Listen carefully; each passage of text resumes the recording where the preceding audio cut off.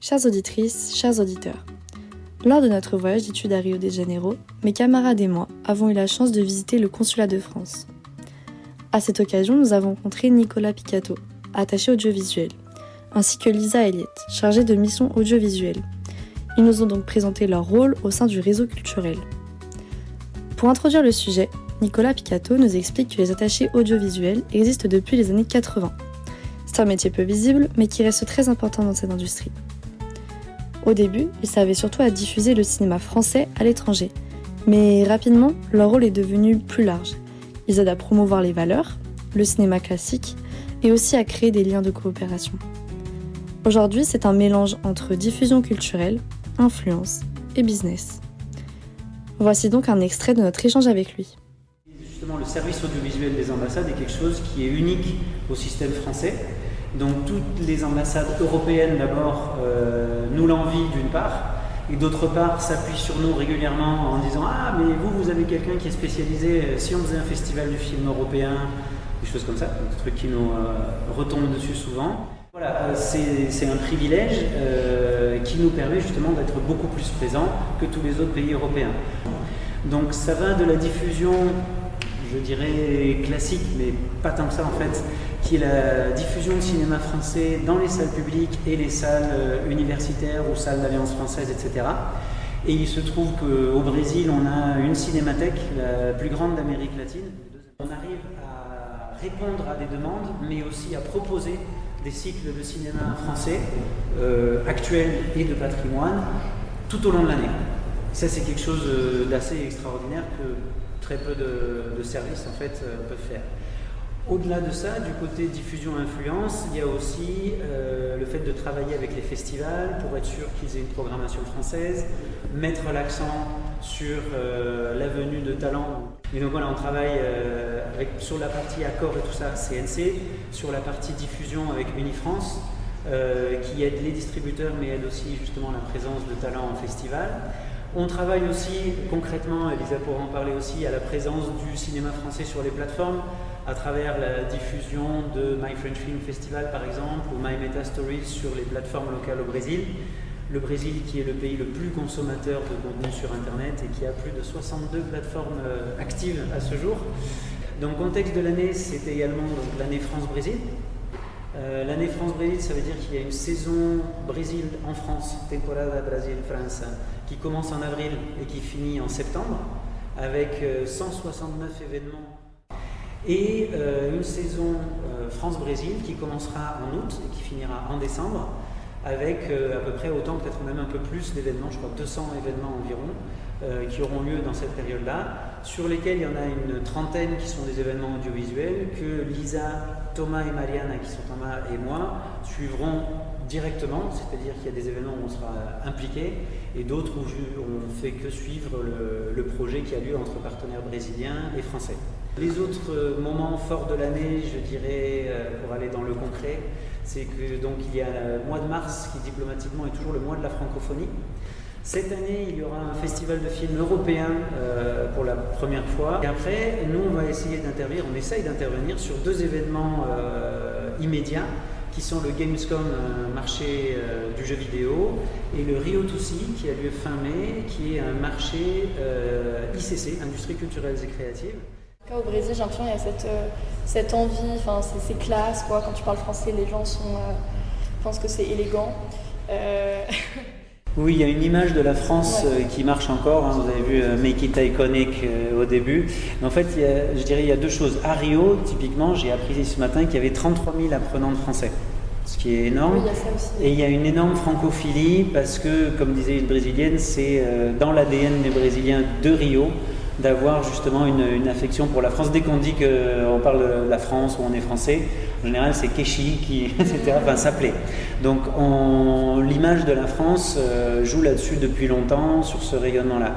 Ensuite, il y a le fait qu'au 4e étage, donc 2 étages en dessous, là où on travaille, il y ait une salle fermée où on stocke des films en 35 mm. Certains de vous n'ont jamais dû en voir, des films en 35 mm, mais bon, on en a.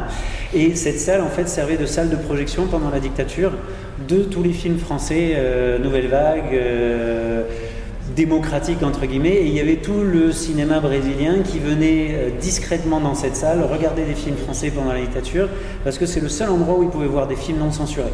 Et c'est ce qui justifie aujourd'hui une mission qu'on a qui s'appelle l'éducation à l'image, justement former au cinéma, amener les gens au cinéma, dans des salles de cinéma. Ce qui est une mission que pas mal de gens ne comprennent pas, même dans la diplomatie, dans nos collègues, etc. Il faut amener les gens au cinéma, enfin c'est bon, il y a des plateformes, il y a des ordi, il y a des téléphones. Ça n'a rien à voir. Et c'est quelque chose qui fait que l'amour pour le cinéma, notamment français, continue parce que c'est une expérience collective, c'est quelque chose qui donne une envie de raconter des histoires d'une autre manière que du simple contenu qu'on dévore au kilomètre. Notre échange s'est ensuite tourné sur la question de la politique locale. Nous avons voulu comprendre l'impact de la présidence de Jair Bolsonaro autour des industries culturelles. Nous, on n'était pas là quand il y avait Bolsonaro, mais ça a freiné forcément. Mais c'est pas tant nous que ça va freiner, c'est plus en fait les Brésiliens qui du coup ont moins d'argent et qui peuvent moins faire de projets. Il y a pas mal de festivals qui ont dû s'arrêter. Enfin, Bolsonaro avait supprimé le ministère de la Culture, par exemple. Donc voilà, pour dire la place que ça avait au sein de cette administration. Il n'y avait plus de cinéma brésilien, donc on essayait de remplir les salles avec des cinémas français, du cinéma français de patrimoine, parce qu'il n'y avait même plus beaucoup d'autres sorties, puisque même les distributeurs n'avaient plus d'argent pour acheter des films. Donc voilà, là avec Oula, il y a une vraie volonté de remettre la culture à l'ordre du jour.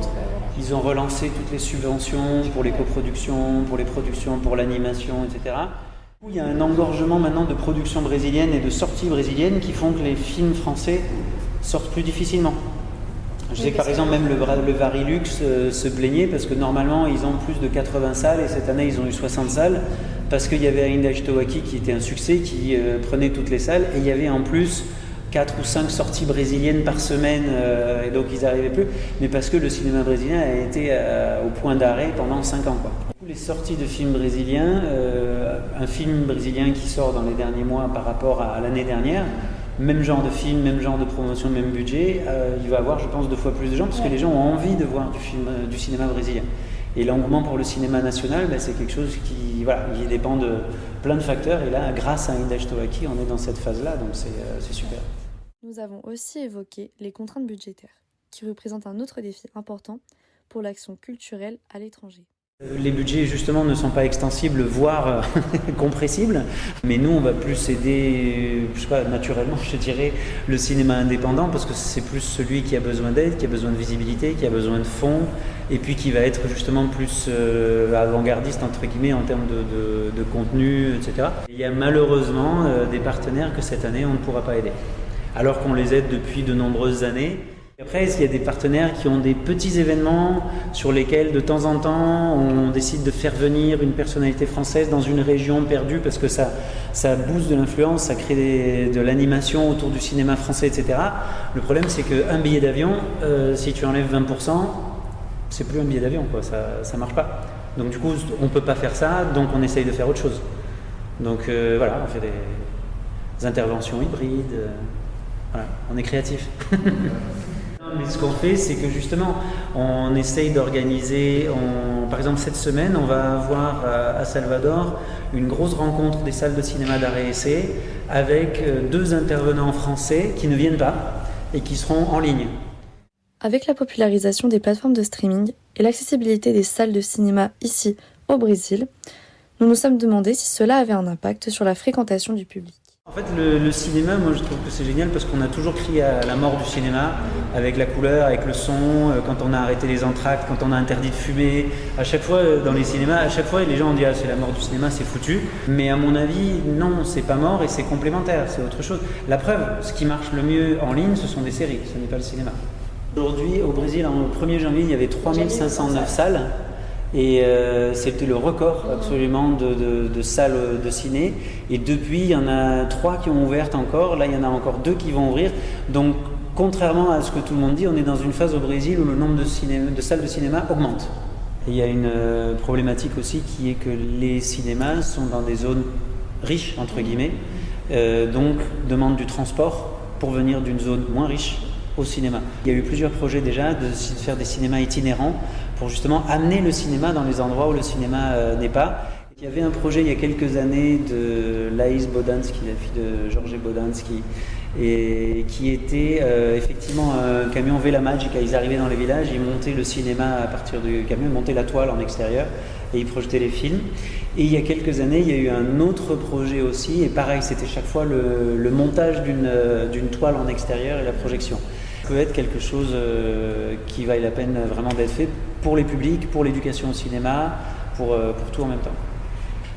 J'ai entendu parler par contre de cinémas fixes qui ont été ouverts dans des favelas ou alors juste à l'entrée des favelas. Donc, il y a de l'espoir. Merci.